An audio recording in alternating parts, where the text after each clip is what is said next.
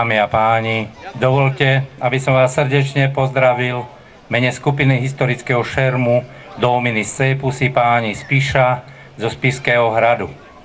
Ako som sa dozvedel, dnešný deň je pre vás veľmi význačný, pretože oslavujete 800 rokov od prvej písomnej zmienky o vašej obci.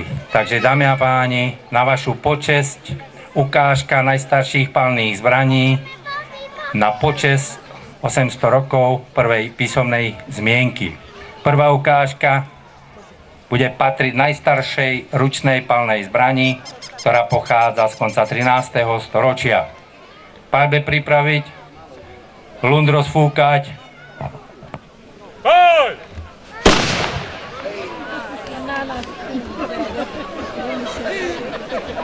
Druhá ukážka patrí hradobnici zbraní, ktorá pochádza z konca 14. storočia.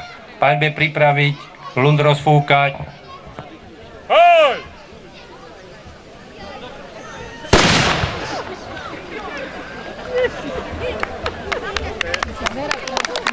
Píšťala, obľúbená zbraň husitov a bratríkov. Táto zbraň pochádza z roku 1420. Paľbe pripraviť, lund rozfúkať.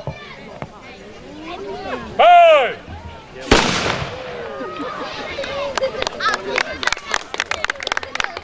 Hákovnica.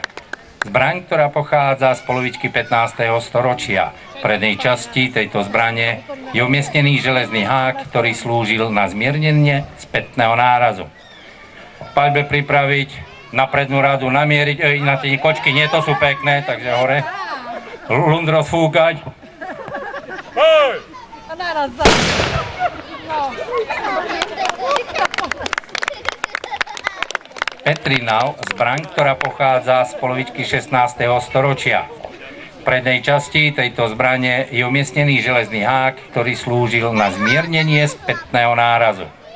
Zároveň táto zbraň je opatrená panvičkou, ktorá urýchľovala streľbu.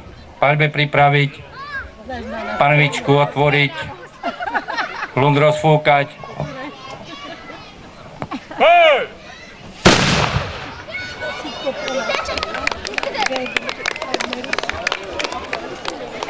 Dámy a páni, nakoľko sme sem cestovali niekoľko hodín a sme nedokázali sem doniesť celú našu hradnú batériu našich kanónov, tak aspoň ukážka nášho nie najmenšieho kanónu, ktorý pochádza z polovičky 17. storočia. Paľbe pripraviť, tento kanón je zmenšený v mierke 1:30. Ide o tzv. ťažký obliehací poľný kanón.